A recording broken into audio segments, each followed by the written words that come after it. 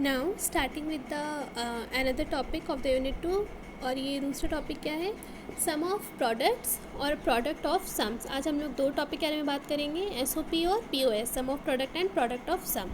सबसे पहले सम of product की बात करते हैं। नाम देखो, सम ऑफ प्रोडक्ट यानी प्रोडक्ट का सम, यानी ये दो लेवल का लॉजिक है। इसमें क्या होगा, पहले हम गिवन जो भी एक्सप्रेशन, जो भी वेरिएबल्स हैं, उन सब का प्रोडक्ट निकालेंगे फर्स्ट लेवल वन पे, फर्स्ट लेवल पे। सेकंड लेवल पे हम क्या करेंगे, इन सारे प्रोडक्ट का सम, यानी कि सम मतलब बुलियन अलजेब्रा में क्या होता है, और, यानी हम इनका सेकंड लेवल पर और करेंगे। ठीक है, यानी फर्स्ट में सम हो गया, उसके बाद हम क्या करते हैं, और करेंगे। अब हमें क्या देखना है कि हमारे पास दो लेवल है। जैसे देखो डायग्राम, देखो डायग्राम में दिख रहा होगा, पहले लाइन को पढ़ो। Sum of product can be defined as two level logic in which first level consist of and operation on the available inputs and which is followed by second level in which or operation is performed on the output of the and operation at the first level. ठीक है, तो diagram देखो, example में लिया हुआ है F of A comma B comma C. क्या है F of A comma B comma C? ये एक एक्सप्रेशन है जिसका एक्सप्रेशन क्या है, A B C plus A B bar plus A C bar. और इसका डायग्राम अब देखो, पहले क्या करेंगे हम, फर्स्ट लेवल पे तीनों एंड गेट लेंगे। अब देखो एंड गेट है, एक ए बी सी के लिए एक एंड गेट चाहिए, एक ए बी बार के लिए चाहिए और एक ए डॉट सी बार के लिए चाहिए। तो तीन एंड गेट लगा देंगे, तीनों पर इनपुट दे देंगे, ए बी सी, ए बी बार और ए सी बार। नेक्स्ट लेवल में क्या करेंगे, हम इन तीनों के एंड गेट के आउटपुट को एक और गेट में मिलाएंगे, 3 इनपुट और गेट बनाएंगे और उसका आउटपुट जो होगा वो ये final F of A comma B comma C होगा। तो ये क्या है, ये एक्चुअली एक 2 लेवल लॉजिक है। ठीक है, जिसमें 2 लेवल्स में हमारे पास आउटपुट आता है। देखो इससे क्वेश्चंस कैसे बनेंगे कि सम ऑफ प्रोडक्ट है, तो देखो क्वेश्चन इसमें दिया हुआ है कि represent the following in 2 level logic, और एक्सप्रेशन में दिया हुआ है F of A comma B comma C, A B plus A bar B C plus A B bar C plus A bar B C bar. तो पहले क्या करेंगे, सबसे पहले में 4 एंड गेट चाहिए होंगे। सबसे पहला एंड गेट में ए और बी आएगा, दूसरे में ए बार बी सी आएगा, तीसरे में ए बी बार और सी आएगा, और लास्ट वाले में फाइनल चौथे में ए बार बी और सी बार आएगा। ये फर्स्ट लेवल होगा। उसके बाद हम क्या करेंगे, नेक्स्ट लेवल में इन चारों एंड गेट के आउटपुट को एक और गेट में लगा देंगे और जो फाइनल आउटपुट आएगा it will be capital F of A comma B comma C, यही पूरा एक्सप्रेशन। ठीक है, तो ये डायग्राम फॉर्म में हो जाएगा। अब जैसे ये सम ऑफ प्रोडक्ट है, सम ऑफ प्रोडक्ट को हमेशा ध्यान रहे हम मिन टर्म्स के ही फॉर्म में लिखते हैं। सम ऑफ प्रोडक्ट हमेशा मिन टर्म को यूज़ करेगा, यानी इसके हम सिंबल में कैसे यूज़ करेंगे, स्मॉल एम और सबस्क्रिप्ट में आई। ठीक है, और एक minute, I will show you कि इसका एक सिंबल और कैसे आता है। इसका सिंबल आई का, हाँ, तो सॉप के लिए, सम ऑफ प्रोडक्ट के लिए हम सिंबल कैसे यूज़ करते हैं, ऐसा, समेशन ऑफ स्मॉल एम और ये आई। अब ये आई कुछ भी हो सकता है। अब अगर मान लो हमारे पास आउटपुट में M0, M1 और M2 आया, तो हम इसको लिखते हैं समेशन ऑफ M0, M1 और M2। ये हुआ हमारा SOP का रिप्रेजेंटेशन। वैसे ही POS के लिए मैं भी बता दे रही हूँ, POS के लिए रिप्रेजेंटेशन होता है ऐसे, क्योंकि POS जैसे कि याद होगा मैंने जब मिन टर्म पढ़ाया था तो उसमें स्मॉल m से रिप्रेजेंट किया जाता है मिन टर्म को, और कैपिटल M से रिप्रेजेंटेशन होता था किसका, मैक्स टर्म। ठीक है, तो POS के लिए रिप्रेजेंटेशन में हम पाई कैपिटल MI लिखते हैं और SOP में समेशन ऑफ MI लिखते हैं। तो मूविंग ऑन, अब आते हैं सम ऑफ प्रोडक्ट हो गया। Now moving to the product of sums. अब देखो प्रोडक्ट ऑफ सम, यानी पहले सम होगा किसी भी वेरिएबल का, उन सम का प्रोडक्ट, उन सारे समेशंस का प्रोडक्ट करना है। ये भी 2 लेवल लॉजिक ही हैं, लेकिन इसमें फर्स्ट लेवल में हम पहले सम करेंगे, यानी और गेट यूज़ करेंगे। पहले सारे वेरिएबल्स का और करेंगे, उसके बाद नेक्स्ट लेवल में इन सारे और गेट्स के आउटपुट को एक सिंगल एंड गेट में डालेंगे और उसका आउटपुट जो आएगा वो हमें फाइनल आउटपुट देगा। ठीक है, जैसे एग्जांपल देखो, जैसे एग्जांपल में लिखा हुआ है F of A comma B comma C को कैसे रिप्रेजेंट किए, देखो A plus B bar plus C bar और a प्लस सी बार। तो अब 3 और गेट लेंगे, पहले में a और b इनपुट है, दूसरे में a b bar c bar input है, तीसरे में a और c बार इनपुट है। इन तीनों के आउटपुट जाएंगे एंड गेट में और एक ही एंड गेट होगा और जो हमें आउटपुट देगा f of a, b, c। ठीक है, तो ये और याद रहे पॉस यानी प्रोडक्ट ऑफ सम जो फॉर्म है ये हमेशा मैक्स टर्म को यूज़ करेगा। ठीक है, अब देखो ये तो हो गया सम ऑफ प्रोडक्ट और प्रोडक्ट ऑफ सम की बात। अब देखो प्रोडक्ट ऑफ सम में चलो पहले ऊपर वाले एग्जांपल देख लेते हैं। इस ऊपर वाले एग्जांपल में देखो excuse me, f of a, b, c को जब हमने लिखा तो क्या लिखा, a b c plus a b bar plus a c बार, है ना। अब देखो इसमें पहले ही लिखा हुआ है, मैंने पहले ही समझाया था कि जब भी हम स्मॉल f के पास में जो ब्रैकेट में जितने भी वेरिएबल्स लिखते हैं एक्चुअली उतने ही वेरिएबल्स को हम यूज़ कर सकते हैं, उससे ज़्यादा वेरिएबल नहीं यूज़ होगा हमारे एक्सप्रेशन में। देखो यहाँ पे भी a, b और c स्पेसिफाइड है, इसलिए बाहर भी जो एक्सप्रेशंस लिखा हुआ है उसमें कहीं ना कहीं c भी है, b भी है और a भी है। पर अब देखो जब इन टर्म्स की बात करेंगे, जैसे इसमें a b c, चलो फर्स्ट में तो a भी है, b भी है और c भी है, लेकिन अगर सेकेंड टर्म की हम बात करें तो उसमें क्या है, a और b बार, c तो गायब है, c तो है ही नहीं। वैसे ही थर्ड टर्म की बात करेंगे तो थर्ड टर्म में क्या है, a और c बार, b वाला टर्म गायब है, अब इसमें ना b है ना ही b का बार है। तो ये कैसा है ना, इसको स्टैंडर्ड फॉर्म नहीं बोलते हैं लिखने का, ये एक तरीके से मिनिमाइज्ड फॉर्म है। स्टैंडर्ड फॉर्म क्या होता है, जिसमें जितने वेरिएबल्स बताए गए हैं स्टार्टिंग में, जैसे हमें f a, b, c लिखा हुआ है कि 3 वेरिएबल्स हैं, तो मेरे बुलियन एक्सप्रेशन में भी सारे के सारे वेरिएबल्स प्रेजेंट होने चाहिए। ज़रूरी नहीं है कि ट्रू फॉर्म में भी और कॉम्प्लीमेंट फॉर्म में भी हो, कोई एक ही हो, लेकिन होने ज़रूर चाहिए हर एक टर्म में अपना अपना। तो अब हम इसको कैसे लिख सकते हैं, देखो मैं एक दिखा के बताती हूँ। a b c plus a b bar plus a c बार कैसे हैं, f ऑफ a है, b है और c है, और इसको कैसे लिखे हैं, a b c plus a b bar plus a c बार।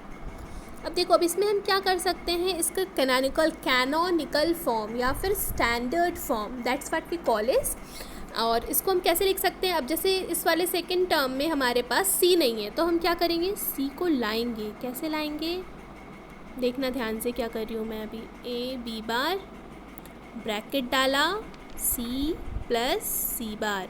अब मुझे बताओ कि c प्लस c बार क्या होता है, किसी भी एलिमेंट का, किसी भी वेरिएबल का उसी के कॉम्प्लीमेंट के साथ एडिशन हमें क्या देगा। अगर मान लो c को मैंने, अब दो ही देखो बाइनरी है, बहुत इजी है ऑपरेशन, इसलिए समझना भी, अज्यूम करना भी कोई चीज़ बहुत आसान है। अब जैसे c है, दो ही वैल्यू हो सकता है इसका, या तो 0 होगा या फिर 1 होगा। चलो एक अपनी मर्ज़ी से कोई भी एक वेरिएबल ले लियो, चलो अपनी मर्ज़ी से मैंने लिया 0, तो अब c को अगर मैंने 0 बना दिया तो c बार क्या होगा 1, तो 0 प्लस 1 क्या होता है 1। तो अब जब 0 प्लस 1 1 है तो a b बार के साथ मैं 1 को मल्टीप्लाई करूँ, 1 के साथ कुछ भी मल्टीप्लाई हो जाए, क्या इस पूरे वेरिएबल में कुछ फ़र्क पड़ेगा, तो it will B a b bar only. बस मैंने क्या करा, इसमें c प्लस c बार लिख दिया है, उससे कुछ फ़र्क नहीं पड़ेगा इसमें। जैसे बोलते हैं ना, किसी जब मैथमेटिक्स में सॉल्व करना होता है तो हम 1 मल्टीप्लाई कर देते हैं, वैसे यहाँ पे हमने 1 मल्टीप्लाई करा है, बस 1 को हमने लिखा किस फॉर्म में है, c प्लस c बार। वैसे ही अब हमारे पास जो थर्ड हमारा वेरिएबल है a c बार, इसको हम कैसे लिख सकते हैं, बताओ क्या लिखेंगे यहाँ पे, यस करेक्ट, ये होगा b प्लस b बार। ये हमारा वापस से b प्लस b बार होगा 1, जो एक्चुअली इस वाले पूरे वेरिएबल में कोई डिफरेंस नहीं लाएगा, पर फिर भी हमें ऐसे लिखने का ये मतलब होता है कि हमने हर एक टर्म में, in every term we have added all the variables which are actually used in the Boolean expression. हमें प्रीवियसली ही एक्सप्रेशन में लिख दिया गया था कि small f must consist of a, b, c, that means it will consist of only 3 variables and it must consist 3 variables. Canonical form में जितने भी वेरिएबल्स प्रेजेंट होते हैं we need to use all of them.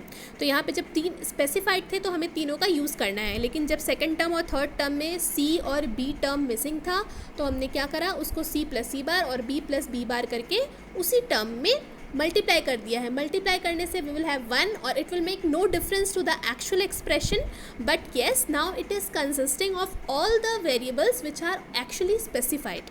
ठीक है, तो हम ऐसे ही कैनोनिकल फॉर्म लिखते हैं।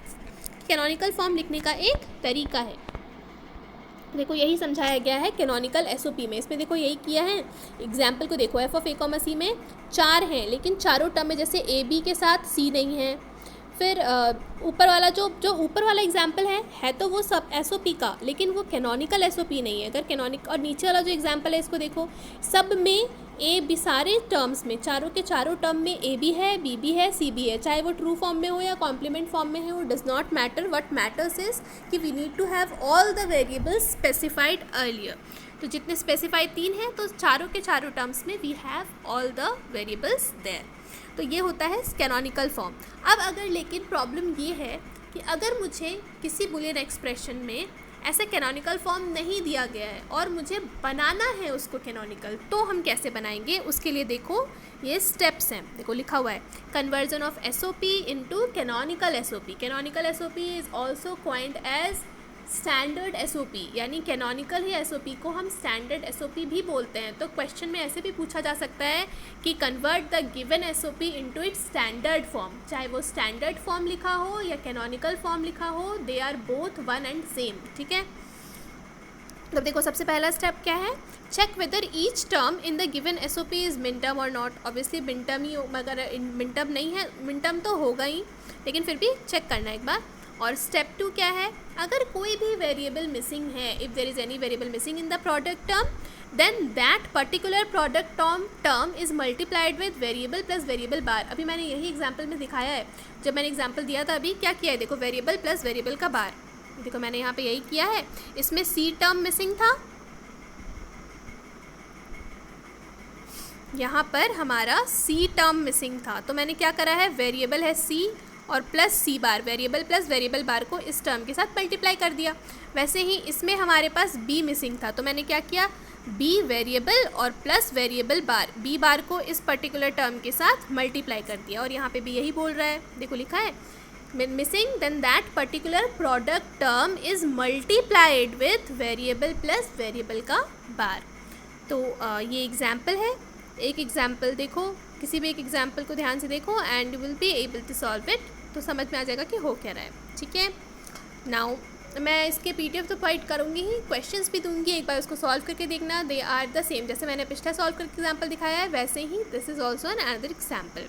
वैसे अब हम कैनोनिकल पीओएस देखते हैं। कैनोनिकल पीओएस क्या है, जैसे सॉप था वैसे ही कैनोनिकल का प्रोडक्ट ऑफ सम टर्म भी होता है। अब इसमें ही क्या है, जैसे एग्जाम्पल देखो, पहला एग्जाम्पल है F of A comma B comma C में, इसमें देखो 3 टर्म गिवन है, लेकिन इन तीनों टर्म में जो सेकंड और थर्ड टर्म है उसमें ए बार प्लस बी और ए प्लस बी बार है, सी वाला टर्म तो मिसिंग है, जबकि सी टर्म होना चाहिए स्टैंडर्ड फॉर्म में। तो अब हम स्टैंडर्ड फॉर्म यानी कैनोनिकल फॉर्म में क्या करेंगे, जहाँ पे भी सी मिसिंग है उसमें सी को ऐड करेंगे। सी को अब ऐड कैसे करते हैं, मतलब इस बार देखो कन्वर्ट कैसे करेंगे हम नॉर्मल पॉज को कैनोनिकल पॉज में। इस बार देखो क्या लिखा है, पहले हमने सॉप में क्या किया था, we were multiplying the term variable plus variable bar, इस बार we will add the term variable into variable का बार। मतलब देखो एग्जांपल देखो, मैं एग्जांपल से समझा रही हूँ। जैसे देखो ये एक एग्जांपल है, देखो इसमें स्टेप्स में लिखा है, पहले तो वही चेक करना है कि whether it is in max term और नॉट। उसके बाद स्टेप 2 में क्या है, if any variable is missing then in the given sum term we will add variable into variable का बार। और जहाँ पे वही वेरिएबल मिसिंग होना चाहिए, जो वेरिएबल मिसिंग है उसी वेरिएबल का मल्टीप्लिकेशन होगा। ध्यान रहे, ये नहीं कि बी है तो बी को साथ ही मल्टीप्लाई कर दिया, जो टर्म मिसिंग होगा उस टर्म का हम वेरिएबल और वेरिएबल बार को इंसर्ट कराते हैं, ठीक है। अब जाओ एग्जाम्पल देखो, जैसे एग्जाम्पल गिवन है, मैं लिख के दिखा देती हूँ, जस्ट अ मिनट।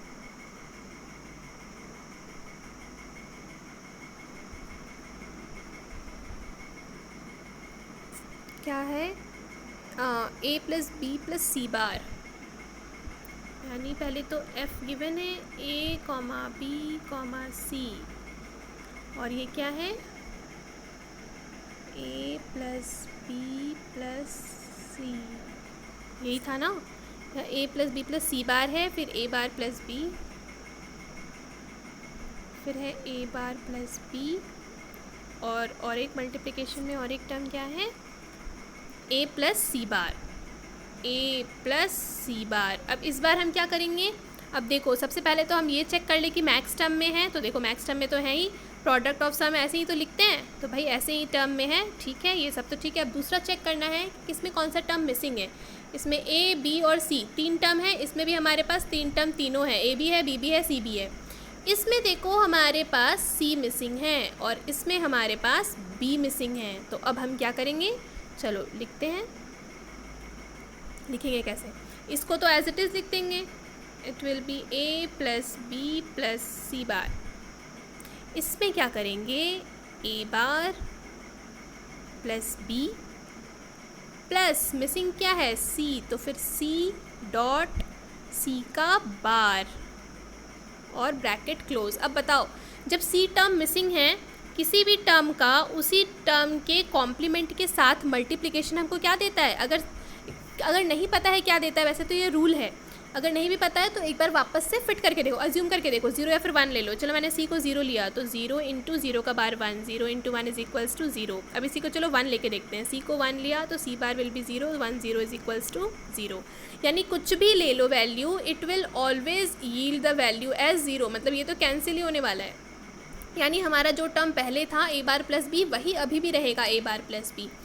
तो यानी इसके साथ हमने सी बार को मल्टीप्लाई करना है, ठीक है। वैसे ही नेक्स्ट टर्म क्या बचा हमारे पास, ए प्लस सी बार, इस बार बी मिसिंग है, तो क्या करेंगे, बी डॉट बी बार, ये रहा, बन गया हमारा कैनोनिकल फॉर्म, सो इजी, ठीक है।